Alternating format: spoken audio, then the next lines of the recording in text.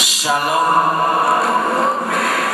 Kita akan bersama-sama membaca dari kitab Keluaran pasal 2 ayat 1 sampai ayat 10. Keluaran pasal 2 ayat 1 sampai ayat 10. Saya akan baca ayat pertama, saudara menjawab ayat kedua, dan seterusnya. Kita membaca saling ganti-gantian sampai tiba pada ayat yang ke-10. Jika semua sudah menemukan, kita mau membaca kitab Keluaran pasal 2 ayat 1 sampai 10. Seorang laki-laki dari keluarga Lewi kawin dengan seorang perempuan Lewi.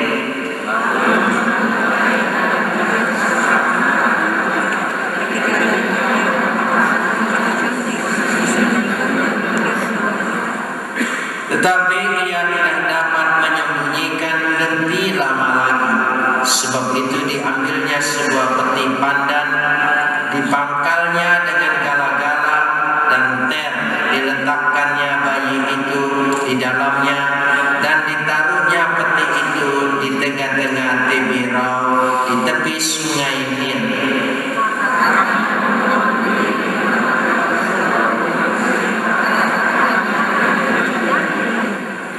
Maka datanglah putri Fir'aun untuk mandi di sungai Nil, sedang dayang-dayangnya berjalan-jalan di tepi sungai Nil.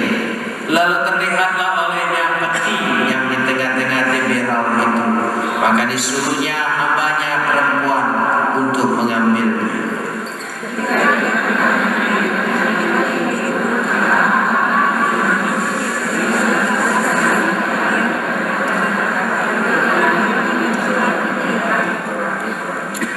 Lalu bertanyalah kakak anak itu kepada putri Fir'aun, akan kupanggilkan bagi tuan putri seorang inang penyusu dari perempuan Ibrani untuk menyusukan bayi itu bagi tuan putri.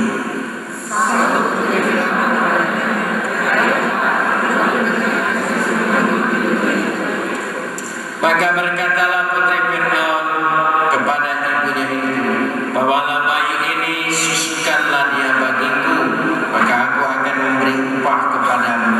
Kemudian perempuan itu mengambil bayi itu dan menyusui.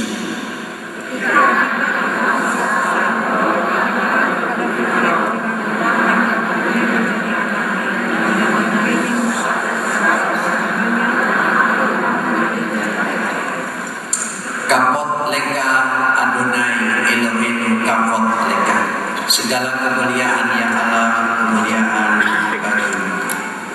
Saudara, pagi ini kita ingin mengeksposisi seorang tokoh yang bernama Musa. Musa punya pengaruh yang amat luar biasa di tengah-tengah umat Israel. Bagi orang Israel, Musa adalah bapa bangsa, karena di awal Musa lah yang membangun umat itu menjadi satu bangsa yang besar. Kalau mereka menghormati Abraham karena cikal bakal iman percaya itu berangkat dari pengakuan Abraham dan pengenalan Abraham kepada Allah. Kalau mereka mengenal Daud, karena itulah kerajaan dan raja yang luar biasa bagi orang Israel. Tetapi dia mengenal di sini Musa sebagai tokoh bapa bangsa yang luar biasa dihormati oleh orang-orang Israel. Saya ingin mencoba kita mengeksposisi beberapa ayat yang kita lihat secara keseluruhan dari kitab Musa, yaitu hanya dari kitab Keluaran sampai kitab Ulangan.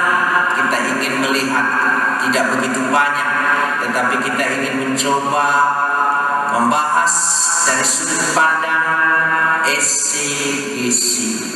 Esegesi artinya sebuah metode penafsiran Alkitab, membongkar sesuatu, membuka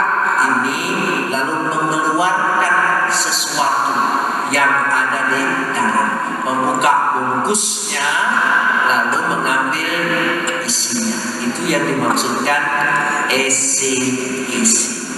Beda dengan eksegesi. Kalau eksegesi memasukkan sesuatu dalam Alkitab ini, memaksakan Alkitab ini untuk mengakuinya, supaya itulah kira-kira yang disuarakan oleh Alkitab. Ada perbedaan. Jadi saudara harus awas. Ada orang mengajar, dia sudah punya ide lebih dulu. Dari idenya itu dipaksakan supaya Alkitab itu membelanya. Padahal dalam Alkitab tidak demikian.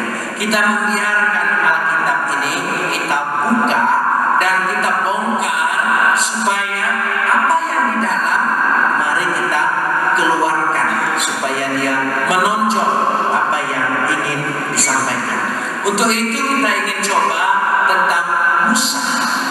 Musa ini kalau kita melihat sebagaimana tadi di sini pada ayat yang ke-10, satu kalimat yang sederhana tetapi mewarnai kehidupan Musa, perjalanan Musa, sepak terjang Musa, bahkan sebuah penilaian siapa Musa. Itu bisa dilihat dari ayat 10 kalau kita lihat dengan sebuah kata di sini, yaitu Fir'aun dikatakan di sini dan menamainya Mose atau Musa atau Moses, tapi Mose, yaitu Musa. Kenapa? Sebab katanya karena aku telah menariknya dari air. Jadi dengan kata lain, Mose itu manusia yang berada dalam air. Lalu ada kekuatan yang lebih besar mampu menarik. Jadi menarik dia untuk keluar dari air. Jadi ada sebuah kata yang indah di sini. Mose itu sendiri, Musa, nothing, tidak ada apa-apa. Musa itu manusia lemah, Musa.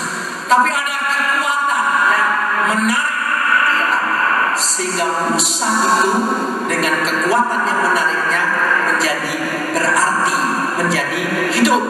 Semestinya dia harus mati di dalam air. Tapi ada kekuasaan putri Fir'aun dinarasikan dalam cerita ini, yaitu kekuatan yang menarik dia sehingga dia hidup. Dan itulah yang akan dilakukan oleh Kristus. Kita sambil begini saudara membayangkan terus, Musa ini adalah prototipe dari Mesias, juru selamat manusia. Supaya saudara tidak salah mengerti ketika orang mencoba menyamakan dirinya menjadi Musa. Sebab ada yang berkata, oh yang dimaksudkan Nabi yang akan datang seperti Musa. Oh ini bukan. Kita akan melihat ini artinya dulu.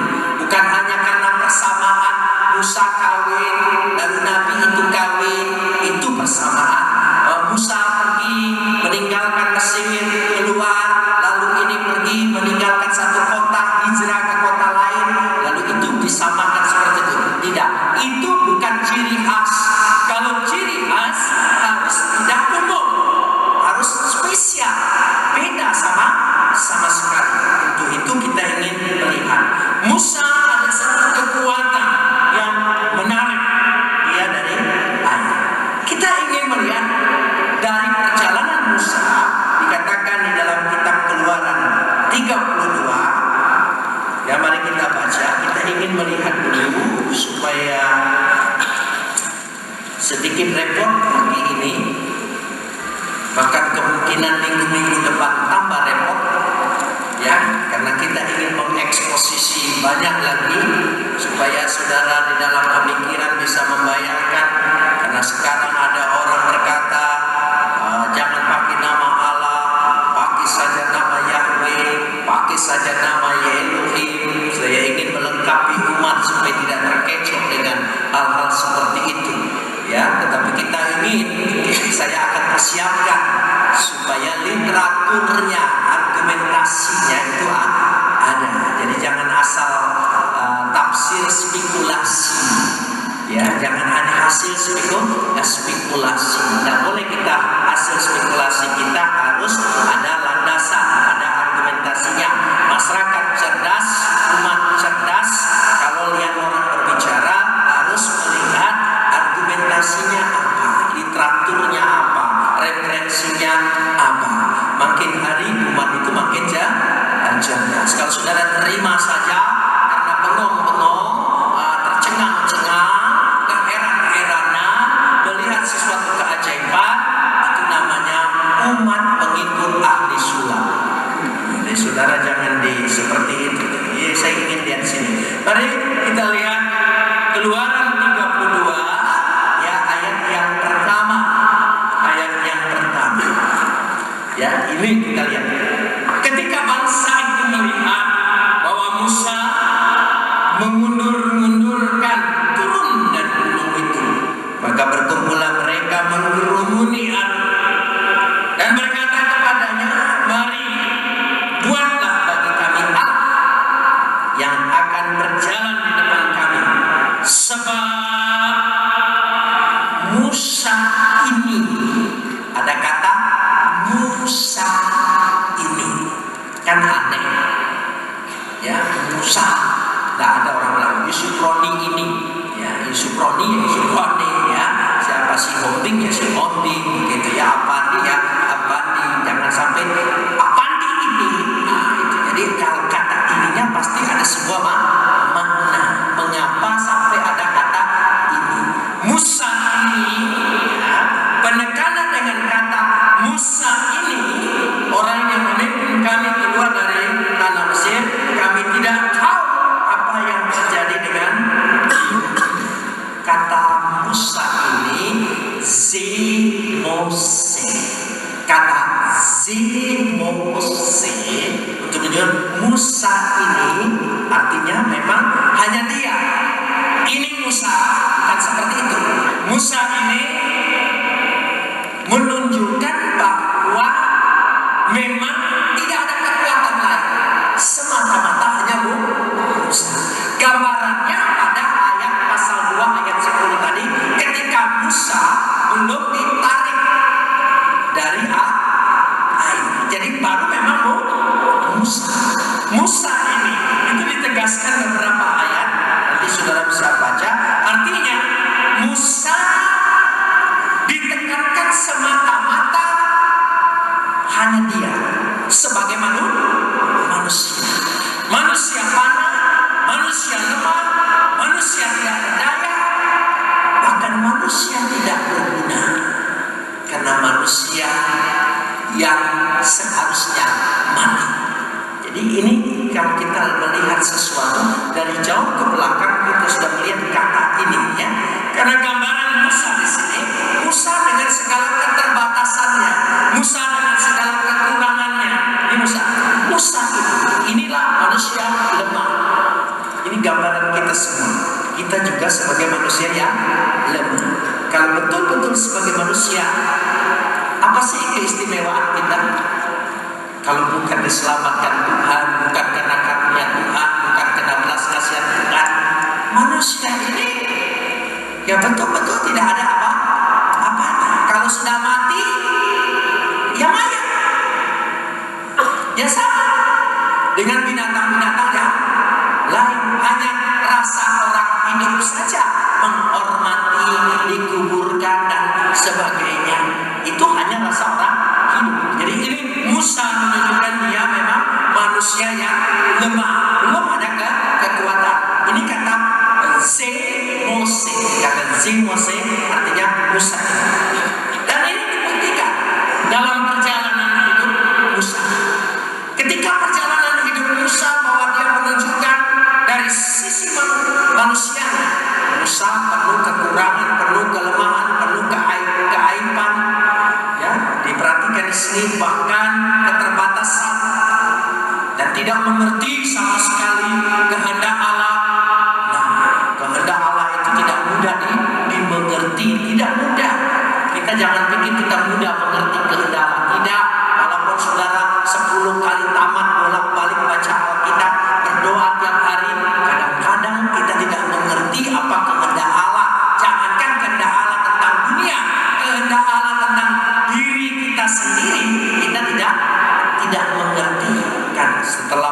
lama berjalan kita baru mengerti, oh maksud Allah itu ini. Selalu terlambat kita mengertinya, baru belakangan.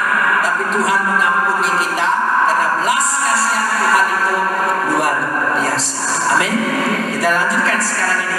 Buktinya keterbatasan Musa, ketidakmengertian Musa akan kehendak Tuhan. Kita lihat itu pada Bilangan pasal 10. Bilangan pasal 10. Kita lihat itu. Bilangan pasal 11. Bilangan pasal 11 ayat 10 sampai 15. Kalau kita sudah menemukan, nanti kita ingin melihat ini. Bilangan pasal 11 ayat 10 sampai ayat 18. Ya, kalau jika menemukan kita lihat. Ketika Musa mendengar bangsa itu, yaitu orang-orang dari setiap kaum, menangis di depan pintu kemahnya, bangkitlah murka Tuhan dengan besar, dan hal itu dipandang jahat oleh Musa. Musa berpihak kepada umatnya. Dia tidak mengerti kehendak Tuhan. Tuhan kok engkau marah? Orang ini menjerit dan menangis di depan pintuku, tapi engkau marah. Musa memandang Tuhan itu tidak adil, Tuhan itu jahat. Mengapa engkau sewenang-wenang? Bukankah kita juga sering berkata, menilai Tuhan tidak adil? Tatkala kita diperhadapkan dengan hidup, dengan sebuah kenyataan, ya, kadang-kadang mengapa Tuhan ambil yang sebelum sewaktunya belum diambil? Entah itu anak tunggalnya, entah apa itu diambil. Barangkali kita akan berkata, Tuhan mengapa tidak ambil kakeknya saja yang sudah tua? Mengapa ambil anaknya? Barangkali apa Tuhan salah kirim malaikat maut untuk mengambil? Seringkali kita menilai seperti itu, ya, tapi tidak apa-apa, wajar. Ini Musa, perhatikan di sini. Lalu berkatalah Musa kepada Tuhan, mengapa kau perlakukan hambamu ini dengan buruk? Mengapa aku tidak mendapat kasih karunia di matamu, sehingga engkau membebankan kepadaku tanggung jawab atas seluruh bangsa ini? Coba, Musa mengeluh dengan Tuhan. Jadi jangan saudara pikir bahwa Musa istimewa. Tidak, ya, yang membelah laut itu bukan Musa, Tuhan yang menggunakan Musa. Jadi kita harus lihat di sini. Jadi siapapun kita, kalau Tuhan beserta kita, kuasa Tuhan menyertai kita, tiada yang mustahil. Amin. Kalau melihat kemampuan kita Musa di sini, ya jelas sekali dia berkata seperti itu. Sampai berkata mengadu kepada Tuhan, ayat 12. Coba berargumentasi dengan Tuhan. Akukah yang mengandung seluruh bangsa ini? Atau akukah yang melahirkannya? Sehingga engkau berkata kepadaku, pangkulah dia seperti pak pengasuh memangku anak yang menyusu, berjalan ke tanah yang kau janjikan dengan bersumpah kepada nenek moyangnya. Yang mengeluh di sini, emangnya aku yang melahirkan mereka semua? Emangnya aku yang punya kemauan membentuk umat ini? Tapi sekarang giliran repot-repot, Tuhan lepas tangan, semua dipikulkan kepada aku. Waduh, Musa boleh dikatakan sangat lancang dalam hal ini. Dari manakah aku mengambil daging untuk diberikan kepada seluruh bangsa ini, sehingga mereka menangis kepadaku dengan berkata, berilah kami daging untuk dimakan. Aku seorang diri tidak dapat memikul tanggung jawab atas seluruh bangsa ini, sebab apa? Terlalu berat bagiku. Saudara, pengalaman Musa ini saya harap saudara refleksikan dengan pengalaman kita pribadi. Mungkin juga kita sedang berpikir, hidup ini, beban ini, pergumulan ini terlalu berat bagi kita, dan seolah-olah kita tidak sanggup lagi sebagai orang beriman, tidak sanggup lagi sebagai orang percaya. Orang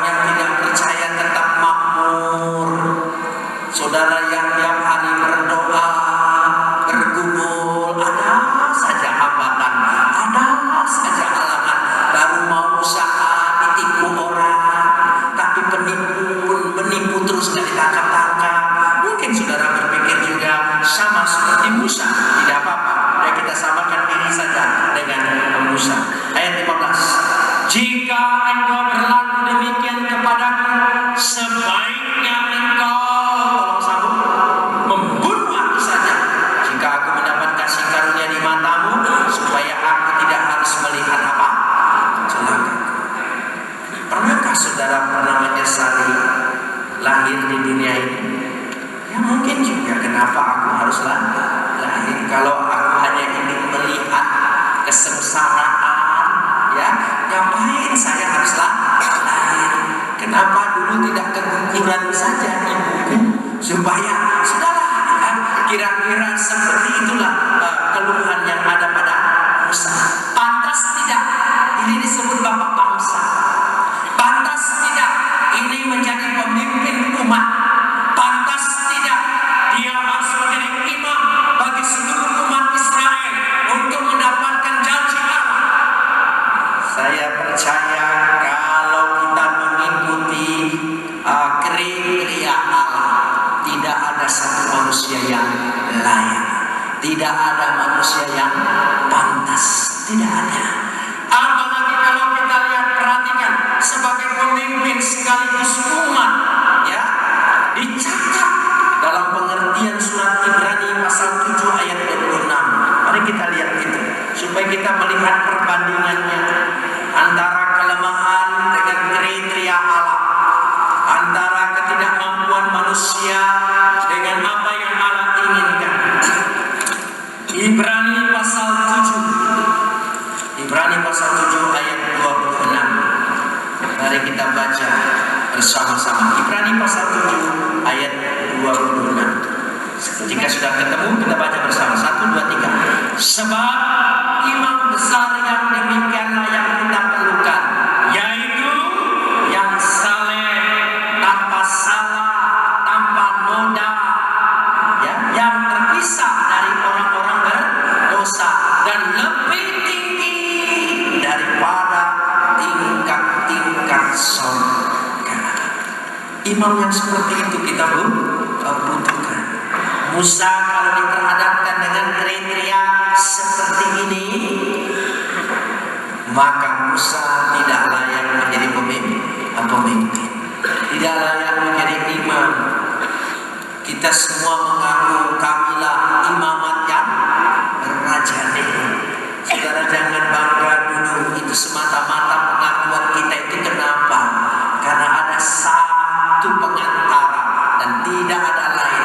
Pengantara itulah yang memampukan kita untuk layak kita disebut imamat yang rajani.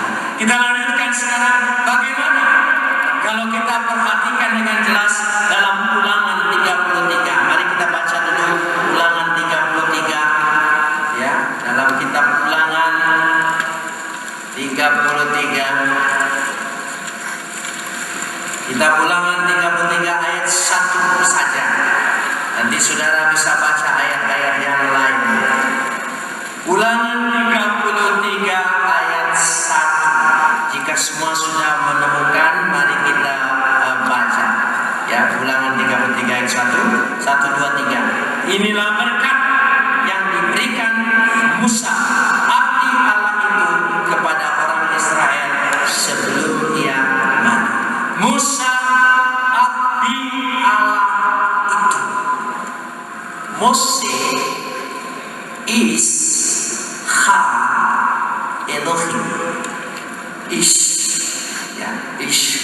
Jadi dikatakan Musa is itu manusia. ISH, is itu manusia. Musa manusia Allah. Jadi Musa manusia Allah. Dari Z Mose ke Mose is Ha Elohim. Bagaimana prosesnya? Kita lihat di sini. Dari Musa manusia yang manusia biasa, manusia lemah, manusia tidak berdaya, memang Mose semata-mata Musa. Ya, dalam filsafat Yahudi kata Mose itu menunjukkan manusia biasa, artinya ya manusia yang memang tidak ada apa-apanya menjadi manusia Allah. Sebetulnya kata abdi itu masih terlalu sederhana, karena is itu di setiap perjanjian lama selalu diterjemahkan manusia. Kalau Isa itu perempuan. Isya itu perempuan. Is itu selalu disebutkan di sana. Nah, karenanya dikatakan di sini ada sesuatu. Musa begitu istimewa, mendapat gelar yang luar biasa. Musa menjadi memiliki potensi Allah, ya, sehingga Allah ada dalam Musa. Kedahsyatan Allah ada dalam Musa. Dalam hal yang seperti ini tentu ada sebuah proses. Dari manusia fana, manusia lemah, manusia yang tidak ada apa-apanya, lalu menjadi manusia Allah, memiliki potensi Allah, memiliki kekuatan yang luar biasa dari Allah, memiliki pengakuan Allah. Pasti lewat sebuah proses. Proses inilah yang kita ingin pelajari, yaitu saya katakan perpaduan antara kepatuhan Musa dengan kepatutan Allah. Berarti kata kepatutan, berkenanan Allah, kasih karunia Allah, otoritas Allah untuk memilih seseorang pilihannya, dan itu semata-mata karena kehendak Allah. Ini yang diinginkan di sini.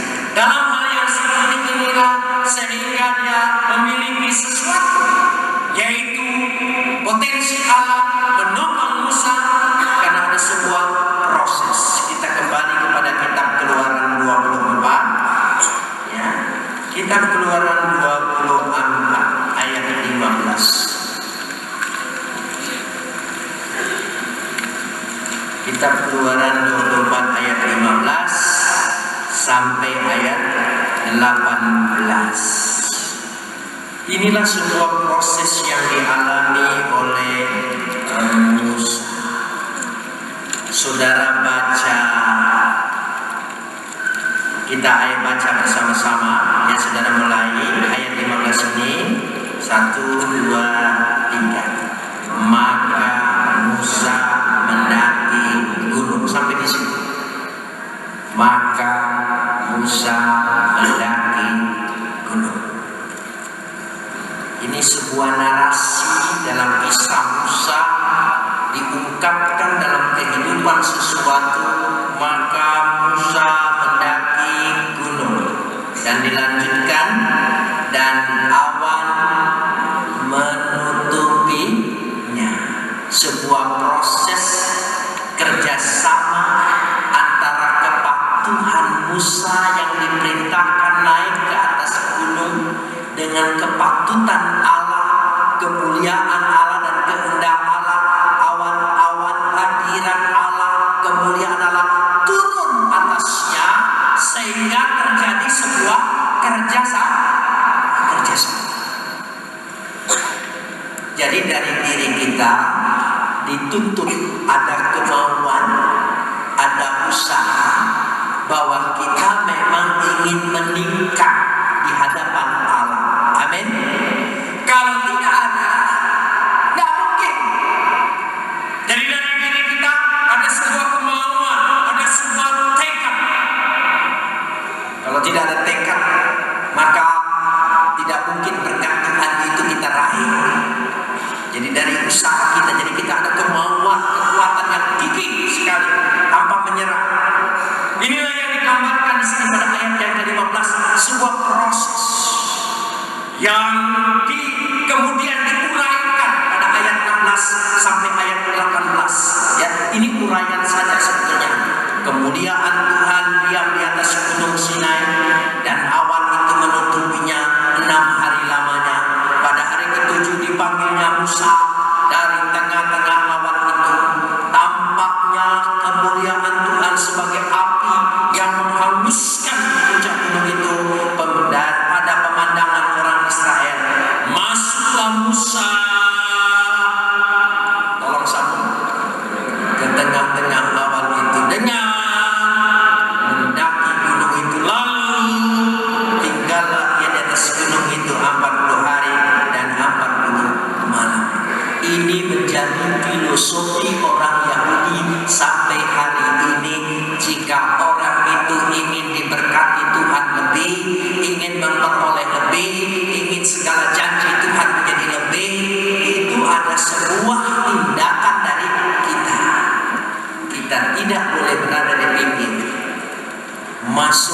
jantung hati Allah, masuk ke tengah-tengah, sehingga kemuliaannya turun dan terus ada sebuah tindakan kerjasama yang luar biasa. Proses inilah yang dijalani. Ya, kemudian diuraikan juga dalam kitab Keluaran 34. Di situ kita melihat bagaimana Musa, dan itu tidak perlu saya bacakan, saudara bisa baca nanti di rumah. Lihat. Nah, sekarang kalau membaca di rumah nanti pasal 34 ini, mari memakai cara berpikir filosofi orang Yahudi yang sudah saya uraikan dalam Keluaran 24 tadi. Saudara baca, berarti ada sesuatu yang diminta. Kita bukan pasif. Kita tidak diciptakan jadi malaikat yang pasif, ya seperti trompet apa ditiup itu bunyinya. Tidak. Kita diciptakan sebagai manusia diberi kehendak bebas, diberi akal pikiran, diberi hak pilih untuk menentukan pilihan kita. Jadi kalau kita betul-betul memilih, maka inilah yang berjalan bersama. Sekali lagi, antara kepatuhan dan kepatutan Allah. Kepatuhan manusia dan kepatutan Allah berproses membuat Musa menjadi meningkat, sehingga itulah digambarkan tadi dengan namanya Mose, artinya ditarik. Jadi ada sebuah kekuatan yang menarik. Kekuatan itulah yang menarik kita supaya kita diselamatkan. Amin. Siapa namanya? Yesus. Kekuatan itulah ya yang membuat kita menjadi sempurna, karena kita tidak mungkin sempurna, tapi dari diri kita ada kesadaran, ada pertobatan, ada sebuah keinginan hidup dalam Tuhan, keinginan. Tapi keinginan itu kita juga punya tekad, tapi Tuhanlah yang menyempurnakannya. Kerjasama yang seperti inilah sehingga membuat Musa menjadi lain, buktinya menjadi lain. Ya, ada berapa poin di sini. Yang pertama, ya, yang pertama di sini, kalau saudara nanti baca di dalam Bilangan 16 ayat yang kelima, ya, Bilangan 16 ayat yang kelima, Musa menyerahkan diri pembelaannya kepada Allah. Dulu sebelum mengalami itu, dia bertindak sendiri. Dia tidak lagi mengandalkan dirinya. Dia tahu ada kekuatan, ada potensi Allah. Yang kedua, sesuatu yang indah sekali dalam Keluaran 33. Mari kita baca Keluaran 33 karena dekat di sini. 33 ayat yang ke-11. 33 ayat yang 11. Kita baca bersama-sama. 1, 2, 3. Dan Tuhan berbicara kepada Musa dengan berhadapan muka, seperti seorang yang berbicara kepada temannya. Sampai di sini. Dan Tuhan berbicara kepada Musa dengan berhadapan muka, seperti seorang berbicara kepada apa? Temannya. Luar biasa. Dengan kata lain, Musa menjadi sahabat Allah. Musa bergaul karib dengan Allah. Masih ingat cerita Nuh? Mengapa dia menjadi sempurna? Mengapa dia menjadi tidak bercacat celah? Kunci ayatnya pernah saya katakan, karena dia bergaul karib dengan Allah. Itulah tokoh-tokoh Alkitab, kuncinya seperti itu. Makanya kalau menafsirkan itu harus sama, cerita siapa saja, kuncinya itu sama. Jadi karena dia bergaul karib dengan Allah. Mari kita mau bergaul karib dengan Allah, menjadi sahabat Allah. Peribahasa orang tua, jika engkau bergaul dengan penjual minyak wangi, maka engkau mencium harum Jika engkau bergaul dengan pembongkar kuburan, maka engkau belepotan. Itu yang selalu. Jadi dari mana kita bergaul? Jika engkau bergaul dengan penjudi, maka engkau pasti digerebek. Kira-kira kita bergaul, ya salah bergaulnya. Makanya jangan salah bergaul. Musa mau mati untuk bangsanya, dan tidak perlu saya uraikan di sini. Itulah Musa dalam prosesnya dia mau mati. Ini Musa. Jadi kita punya pengantara seperti Musa. Luar biasa. Pengantara kita tidak punya kekurangan seperti Musa. Musa punya kekurangan. Pengantara kita lain sekali. Dia tidak datang dari dunia ini, dia datang dari surga. Yang datang dari surga, tubuhnya diambil dari dunia. Ada sebuah penggabungan antara surga dengan dunia. Itulah firman menjadi manusia. Firman yang menjadi manusia itulah penggenapan dari Mesias, Juru Selamat yang sempurna, sebagaimana dikatakan Ibrani 7 ayat 26. Tidak ada noda sama sekali. Selagi ada noda, tidak mungkin jadi pengantara kita. Tetapi dialah yang menyempurnakannya. Jadi kalau ada orang mencoba mengaku itu persamaan Musa, tidak persamaan Musa. Musa itu yang akan datang harus lebih sempurna dari Musa. Kalau sama-sama saja dengan Musa, itu bukan penggenapan namanya. Karena di dalam riwayat Musa, saya ingin sampaikan di sini sebuah kesimpulan yang penting kita pelajari bersama-sama di dalam kitab Keluaran 33 ini, terutama dari ayat 18 sampai ayat 24. Ya. Ketika Allah mengenalkan di dalam diri Musa, Allah mengenalkan diri dalam Musa.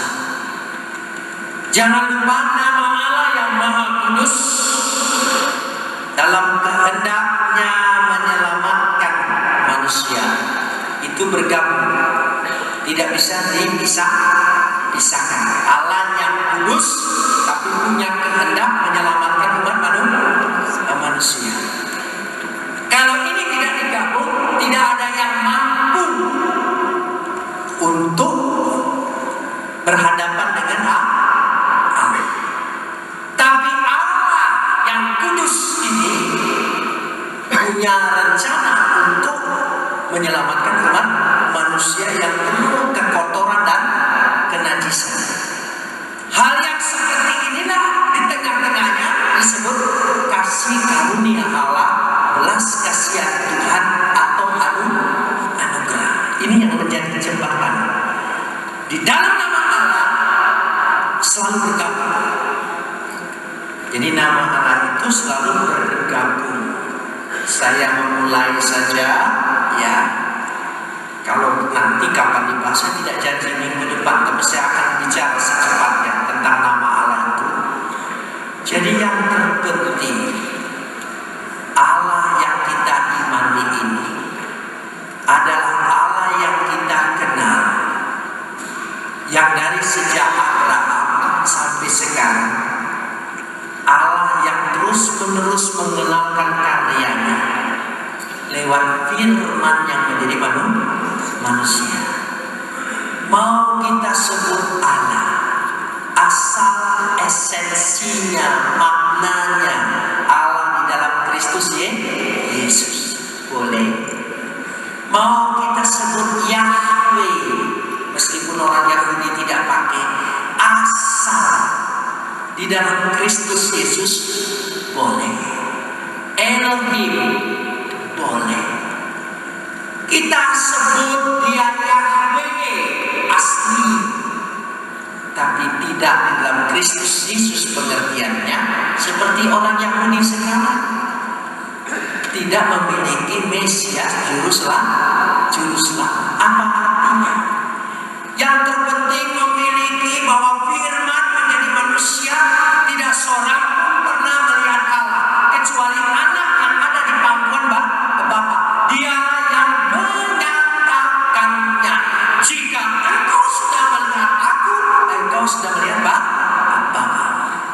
terpenting itu. Mau kita sebut dia Devata, asal maknanya seperti itu Allah kita. Amin. Mau kita sebut dia yang gak ada sangkut paut dengan bahasa Ibrani, itu Allah kita. Amin. Mau kita sebut tete manis, asal pengertiannya itu Allah kita. Amin. Bukan nama Yahweh-nya membuat kita asli itu, bukan. Tapi firman Tuhan yang menjadi manusia inilah yang mengenalkan kita pasti pada Allah. Tidak seorang pernah melihat Allah kecuali anak yang ada di bangkuan Bapa. Dialah yang menyatakannya. Mengapa kita repot? Asli atau tidak nama Yahweh. Yahweh itu asli katanya. Enggak, itu tambahan. Dulu hanya enggak Yahweh. Coba saudara ucapkan haleluya.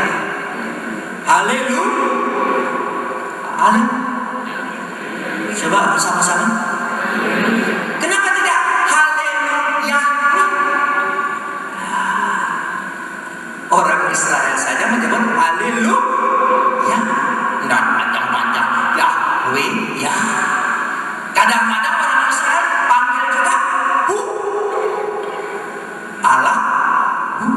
Jadi apalah arti sebutan bagi orang? Itu penting bagi Allah. Kalau tidak salah nama. Yang terpenting itu maknanya bahwa Allah yang kita kenal hanya lewat firman yang menjadi manusia yang kita sapa dengan nama Yesus Kristus, Isa al-Masih, Yesua al-Masih. Yang penting itu pribadinya, karyanya. Banyak lagi, apa lagi? Mumu. Orang Afrika panggil Allah itu Mumu. Apa lagi? Nemo. Pokoknya apa lagi? Saudara, mau kita bikin nama baru? Loh, bisa saja. Jadi ini jangan terlalu alergi, ya. Jadi karena saudara barangkali karena adalah segar jihad, jadi alergi pakai nama Allah, ya. Nama Allah, nama apa kalau dicari-cari dan sebagainya. Nah, ini kadang-kadang orang itu tidak punya alasan. Dia bilang, bahasa Ibrani itu bahasa tertua. Aja bahasa tertua. Bahasa Sumer bahasa tertua itu baru menjadi Akadia, baru menjadi Hebrew. Ini tidak baca sejarah. Gitu. Jadi jangan spekulasi. Kalau kita spekulasi, bahasa Ibrani bahasa tertua, udah. Tapi landasan historisnya tidak ada, referensinya tidak ada. Nanti diketawain orang beriman tapi goblok. Jangan sampai seperti itu. Kita lanjutkan sekarang ini, ya. Jadi ini tidak bisa dipisahkan antara kekudusan Allah dengan kehendak Allah untuk menyelamatkan umat manusia. Ini penting. Kalau Allah itu tidak punya kehendak menyelamatkan umat manusia, itu Allah tempat sembah-sembahan. Tidak punya kehendak. Apa beda dengan patung? Kita datang, kita sembah, ya. Kita bawa persembahan, makan juga enggak. Apa bedanya dengan kuburan? Ya. Allah yang kita imani, Allah yang bereksistensi, Allah yang berkarya, dan karya penyelamatannya jelas. Bukan hanya mengirim kitab suci, bukan hanya berbicara dengan Nabi, tetapi betul-betul Dia mengirimkan utusannya untuk membebaskan umat manusia secara tuntas. Saya harap ini kita bisa mengerti, karena jangan sampai Allah kita itu ya patung hanya untuk disembah. Kita bawa makanan, bawa apa, ya Allah terima ya Allah, ya. Tapi dia terima, barangkali dia terima, tapi dia tidak berbuat apa-apa. Bukan itu. Apalagi ke kuburan, jangan percaya itu. Jangan percaya. Sebab saya tahu persis, lagi kecil waktu SD, kuburan keluarga kami, nenek-nenek moyang itu sering dikunjungin orang-orang bodoh, yaitu bawa nasi kuning, ayam panggang, apa itu, aduh lupa saya, Palembangnya itu ada kerupuk khusus gitu namanya, apa itu namanya yang coklat itu, sudah lupa lagi saya ya, sudah lama nggak ke Palembang ya. Lalu di dekat kuburan candi itu, namanya candi, kuburan di situ ya. Lalu di situ ada pohon besar. Pohon besar itu ditakutin orang. Tapi saya sama dua teman ya, itu bikin rumah-rumahan tempat kami berteduh di pohon besar itu, namanya pohon suren ya, untuk nyimpen komik saya. Karena saya dulu dilarang baca komik, supaya tidak ketahuan saya simpan di situ. Itu di bawahnya kuburan. Kalau kami sedang asik baca, lalu ada orang datang bawa persembahan, gitu. Udah selesai dia berulang, kami turun, ambil, makan, ya makan aja, ya jangan makan, ya. Saya tidak rasa salah, teman saya pertama takut, saya bilang enggak. Kalau betul itu nenek moyang saya, ini cucu buyutnya, jangan khawatir. Semasa hidup dia tidak sempat kasih saya makan, sudah mati sekarang dia kasih saya makan, apa salahnya? Dia pasti tidak marah, ya. Pasti tidak marah. Jadi kami berani makan. Jadi yang penting saya mulai dulu, makan dulu, makanya kamu jangan makan ayamnya. Jadi ayamnya yang enak saya makan dulu, sebab kamu bukan keluarganya. Kalau tidak dikasih saya nanti kamu celaka kena durhaka. Jadi kita kena. Nah kebetulan satu kali datang lagi orang ini, baru antar barangkali ada yang lupa, opa.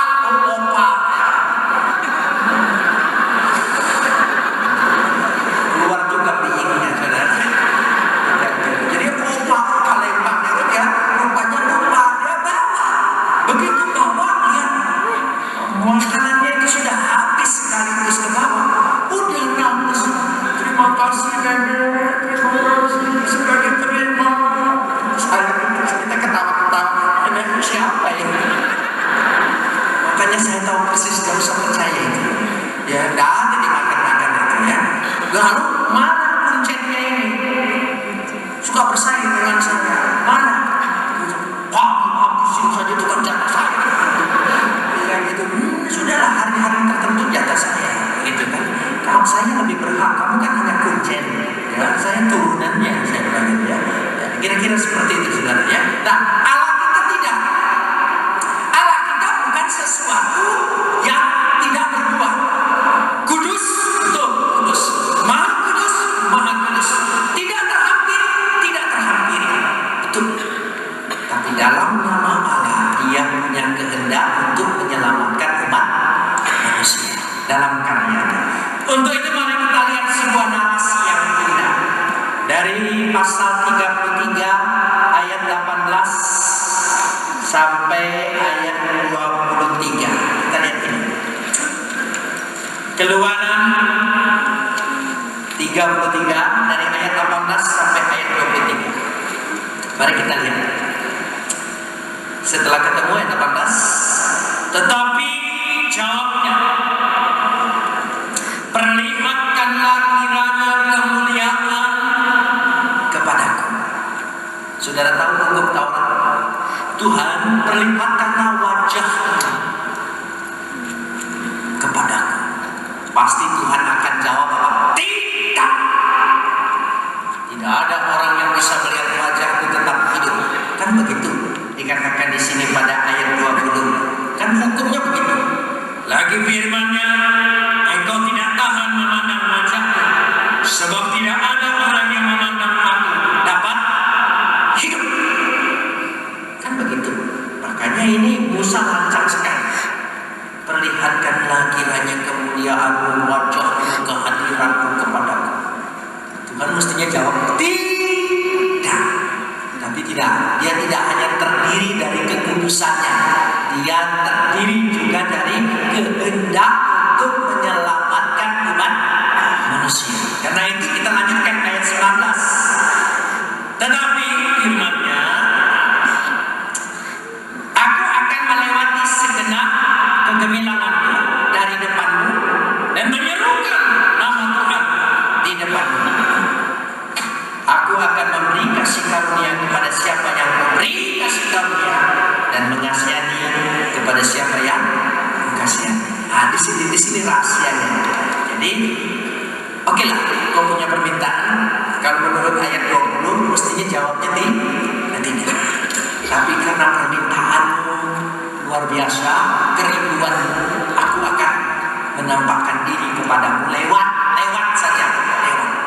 Tapi aku harus mengapa perlu lewat? Ya, mestinya aku tidak perlu menampakkan diri kepada manusia. Tapi ini kita lihat di sini. Karena aku punya belas kasihan dan punya otoritas untuk memilih kepada siapa yang aku pilih, kepada siapa yang aku kasihani, kepada yang tidak dan tidak. Ayat 21. Berfirmanlah Tuhan. Jadi ada sebuah pengantara supaya tidak langsung pengantara.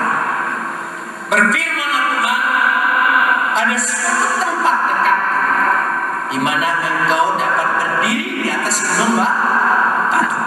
Ayat 22. Ya. Apabila kemuliaanku lewat, maka aku akan menempatkan engkau dalam lekuk gunung itu. Ini hanya narasi, bukan betul-betul begitu. Ini hanya narasi. Aku akan menundungi engkau dengan tanganku sampai aku berjalan lewat. Kemudian aku akan menarik tanganku dan engkau akan melihat belakangku, tetapi wajahku tidak akan kelihatan. Jadi ada sebuah pengantara di sini ayat 22. Dia lewat supaya betul-betul berhubungan dengan Musa, menempatkan engkau dalam lekuk gunung itu. Ya, jadi lekuk gunung, lalu dia lewat sehingga Tuhan bisa hadir dalam Musa. Saudara, ini narasi. Mari kita lihat penggenapannya. Lekuk gunung ini siapa? Sekarang supaya kita bisa bertemu dengan Allah. Siapa? Yesus.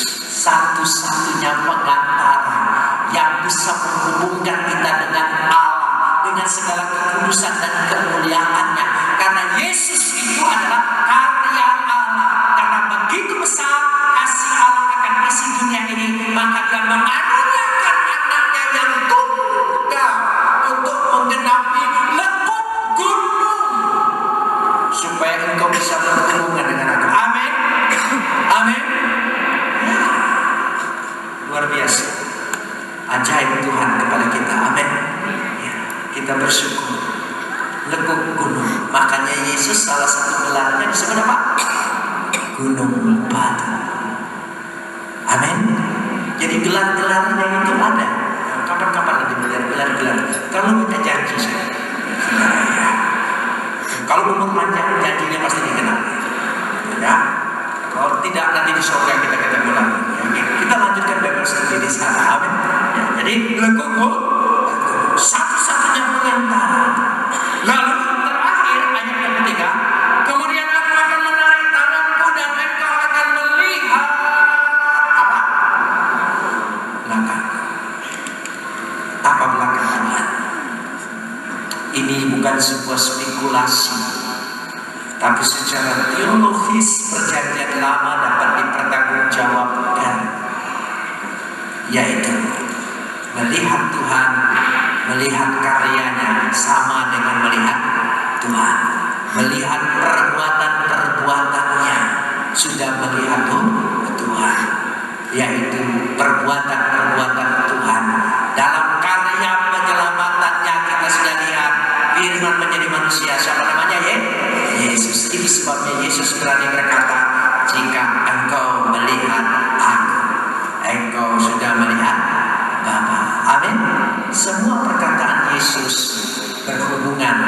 dalam penggenapan perjanjian lama. Kita manusia biasa, fana, tidak berdaya.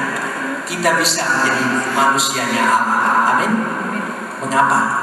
Karena pengantara kita satu-satunya, tidak ada yang lain, tidak ada yang bisa, Yesus Kristus. Kita berdoa. Bapa di